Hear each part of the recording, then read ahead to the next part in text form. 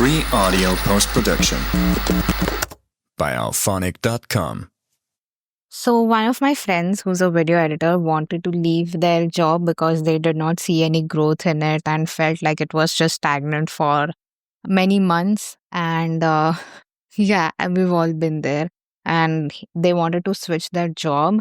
But when they went to speak about it with the boss, their boss was just like, so this person, since they are a video editor, their boss was like, make as many cuts as possible to the reel, and every 3 seconds there should be a cut or a transition or some visual that is being added to the reel so that people's attention can be captured and stuff like that. But he wasn't really interested in making those kind of edits. And both of us are of the opinion that your edits should be such that the audience can't even notice there's an edit happening over here. Like it should be seamless enough. And the main hero of a reel or whatever the person is watching, the audience is watching, should be story, the characters, the scenery, and not like those flashy edits and a cut happening every other second and kuch to ho raha hai ekdam. That is not the kind of style that we resonate with the most. And both of us are more of long form content consumers.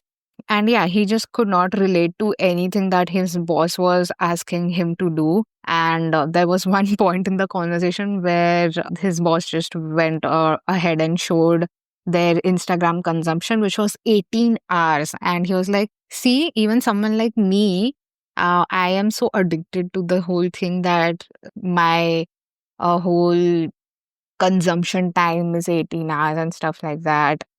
And you should be making such crazy edits that people can stay stuck to the platform and to the reel and things like that, because we don't have that much of attention span and stuff like that. Then he asked my friend to show their kya bolte hai, Instagram consumption, which was very less because they're not as active or interested to do those sort of cuts and everything. And the boss just went like, yeah, so your attention span is better than mine, but we need to think of the majority, and majority of people like such flashy things and the cuts and the AI and all of that. Like, you get the lingo.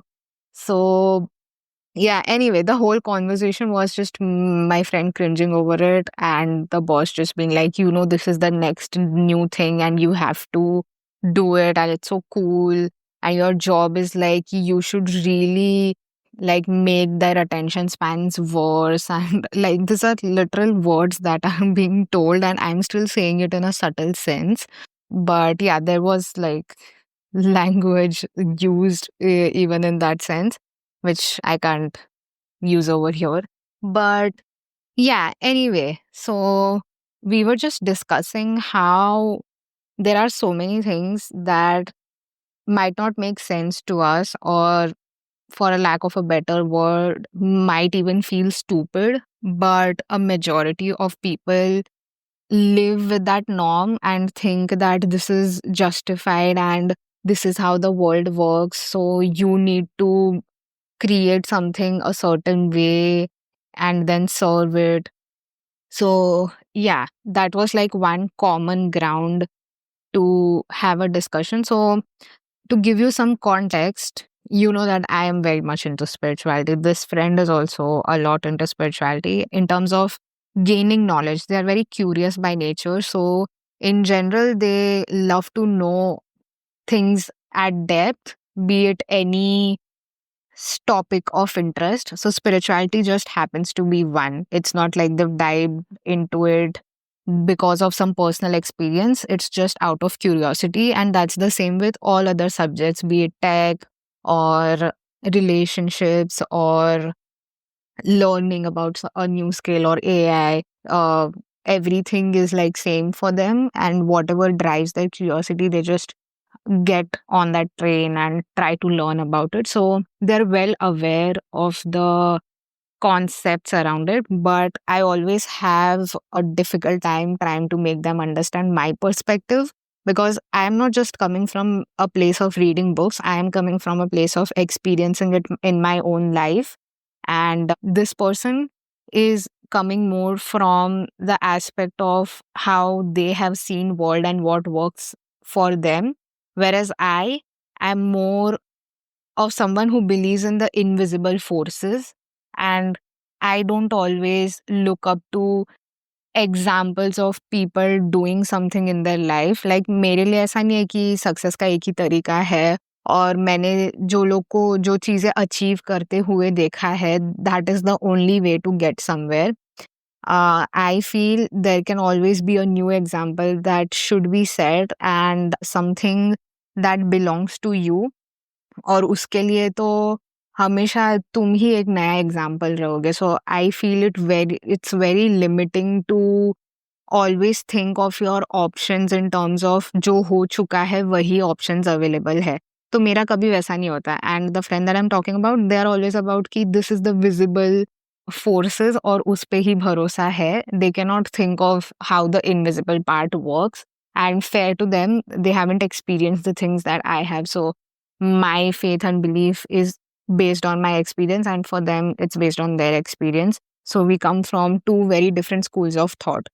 Now, why I am talking about these two different aspects is because every time I found it difficult to make someone understand my point of view, I try to find a common ground that me and the other person shares, so that I can bring them a feeling of understanding where I am coming from. So, for example, the common ground here is that both of us are not huge on editing reels that are very flashy in nature, full of edits and something visual. Every 3 seconds, the frame is changing, something is happening, and attention is getting captured. And oh my God, so amazing.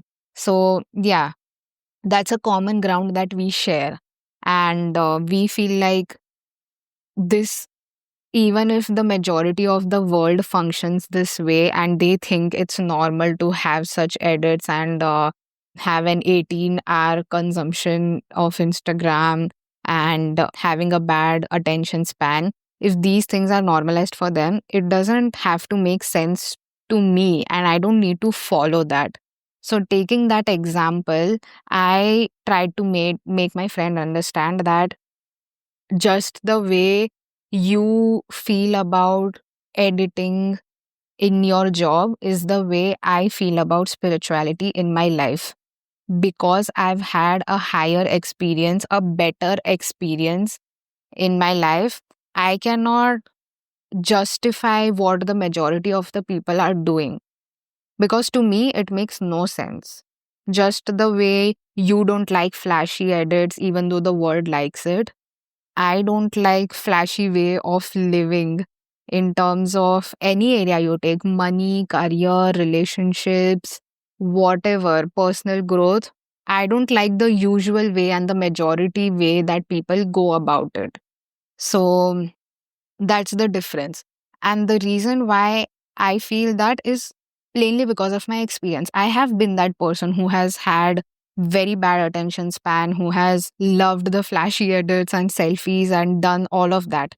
But when I had a higher experience to compare it with, when I did my first meditation, when I was introduced to Paramans Yogananda, and when I followed my curiosity and learned about spirituality, that was such a higher experience in comparison to the Instagram world, that I did not feel the need to follow the majority anymore. And I don't even feel any kind of FOMO around it. So, taking that example, I just mentioned it to them, ki you have experienced or tasted a higher experience of life.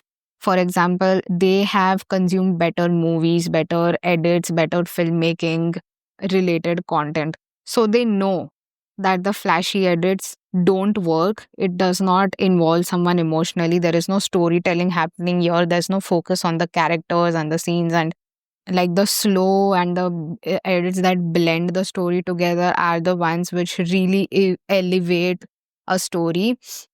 So now that they have seen better content, they don't feel the need to watch the regular content that might be what others like to consume. So that happened because they were introduced to something better, bigger, and better. So in spirituality, again, I cannot relate to the conventional jobs and the conventional systems of approach because I was introduced to a bigger and better way to live. So, how can I ignore that now? Once you have been introduced to a richer experience of life and gained knowledge around it, you will not be able to justify the way things are normally done by most people. And just because everyone is doing it does not justify the fact that this isn't stupid or this should be followed. Like, if it does not make sense for me, that's enough for me to leave that thing and follow whatever brings better perspective in my life. So that's when they got it and felt like, yeah, makes sense now. So, yeah, I think whenever you come across people who might not understand your point of view, just try to find a common ground where both of you think the same way and take that example in terms of your spirituality or whatever the topic that you want to share from your point of view and make them understand. And I know not always you will find those overlapping points, but when you do, it's a great chance to have a better conversation. Because up until that point, I would always feel helpless and be like, you know what, you just need to see it for yourself. And that is something every spiritual person has said to a skeptic. Ki, you will experience yourself and you will know, but that is obviously not something that helps them understand in the particular moment. So, yeah, and I don't even know when they'll have that experience.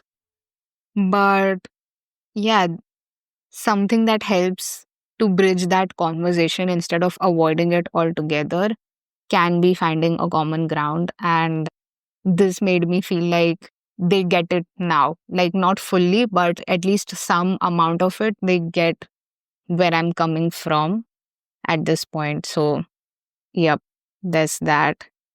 And yeah, I guess that's all that I wanted to share. I don't know if I did a great job at explaining it as well, but I hope you get it.